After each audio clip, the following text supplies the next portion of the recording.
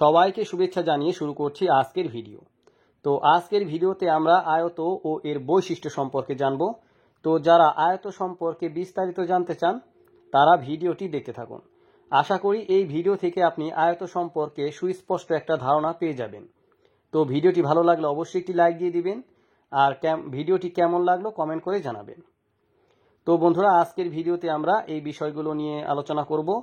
তো চলুন প্রথমে আমরা এই আয়ত কিভাবে অঙ্কন করতে হয় সেটা আগে দেখে নিই।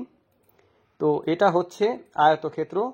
তো এর সঠিক সংজ্ঞাটা হচ্ছে যে চতুর্ভুজের বিপরীত বাহুগুলো পরস্পর সমান ও সমান্তরাল এবং প্রতিটি কোণ সমকোণ অর্থাৎ 90 ডিগ্রি তাকে আয়ত বলে।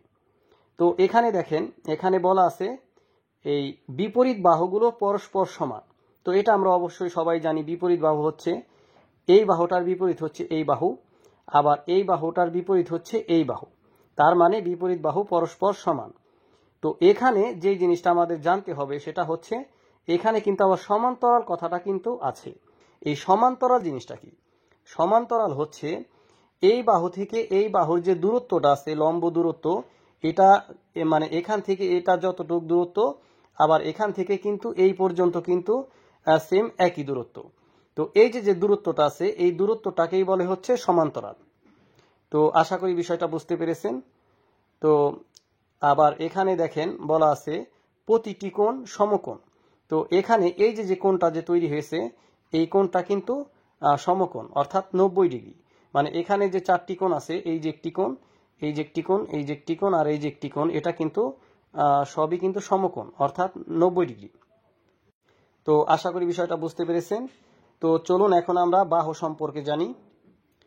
তো চারটি বাহু আছে। তো আয়তর হচ্ছে চারটি বাহু। তো দেখেন এখানে এই যে চারটি বাহু আছে, আবার বিপরীত বাহুগুলো সমান। তো এগুলো কিন্তু আয়তর বৈশিষ্ট্য। তো বিপরীত বাহুগুলো সমান। তো একটু খেয়াল করেন, এই যে দুইটি বাহু, এই দুইটি বাহু সমান, আবার এই দুইটি বাহু হচ্ছে সমান। তার মানে বিপরীত বাহুগুলো সমান। তো এখন আমরা আয়তর কোণ সম্পর্কে জানবো। তো চারটি কোণ আছে। তো আয়তক্ষেত্রে কিন্তু চারটি কোণ আছে, এই একটি কোণ, এই একটি কোণ, এই একটি কোণ আর এই হচ্ছে আরেকটি কোণ, মোট চারটি কোণ আছে। তো প্রতিটি কোণ সমকোণ অর্থাৎ 90 ডিগ্রি। তো এখানে এই যে কোণ আছে এই কোণ কিন্তু 90 ডিগ্রি, প্রত্যেকটা কোণই হচ্ছে 90 ডিগ্রি। আর চারটি কোণের যোগফল 360 ডিগ্রি। যদি আমরা এই চারটি কোণ যদি যোগ করে দিই তাহলে কিন্তু আমরা যোগফল পাবো হচ্ছে 360 ডিগ্রি। তো এখন আমরা আয়তর কর্ণ সম্পর্কে জানবো। তো আয়তর দুইটি কর্ণ আছে। তো দুইটি কর্ণ কি কি? এই হচ্ছে একটি কর্ণ আর এটা হচ্ছে আরেকটি কর্ণ, মোট হচ্ছে দুইটি কর্ণ। তো কর্ণ দুইটি দৈর্ঘ্য কিন্তু সমান। তো একটু ভালোভাবে লক্ষ্য করেন, এই যে কর্ণটা আছে এই কর্ণের যে দৈর্ঘ্য আছে আর এই কর্ণের যে দৈর্ঘ্য আছে দুটোটাই কিন্তু সমান। তো আবার এখানে বলা আছে কি, কর্ণ দুইটি একটি নির্দিষ্ট বিন্দুতে ছেদ করে। তো এখানে দেখেন এই দুইটা কর্ণ কিন্তু এই যে এখানে একটা নির্দিষ্ট একটা বিন্দুতে কিন্তু ছেদ করেছে, মানে এই বিন্দুতে ছেদ করেছে। তো এখন আমরা জানবো হচ্ছে শীর্ষবিন্দু সম্পর্কে। তো চারটি শীর্ষবিন্দু আছে, মানে আয়তক্ষেত্রের মোট চারটি শীর্ষবিন্দু আছে। তো চারটি শীর্ষবিন্দু হচ্ছে এই একটি শীর্ষবিন্দু, এটা আরেকটি শীর্ষবিন্দু, এই যে একটি শীর্ষবিন্দু আর এই হচ্ছে আরেকটি শীর্ষবিন্দু। মোট চারটি শীর্ষবিন্দু আছে।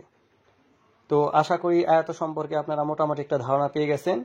তো বন্ধুরা চলুন এখন আপনাদের জন্য একটি কুইজ আছে। তো কুইজটি দেখুন। আজকের কুইজ, আয়তক্ষেত্রের কর্ণ কয়টি? তো যদি ভিডিওটা আপনারা ভালোভাবে দেখে থাকেন তাহলে কিন্তু অবশ্যই আপনাদের পারার কথা আয়তক্ষেত্রের কর্ণ কয়টি। তো ঠিক আছে, 10 সেকেন্ডের মধ্যে আপনারা কমেন্ট করে জানিয়ে দিন আয়তক্ষেত্রের কর্ণ কয়টি। আপনার সময় শুরু হচ্ছে এখন।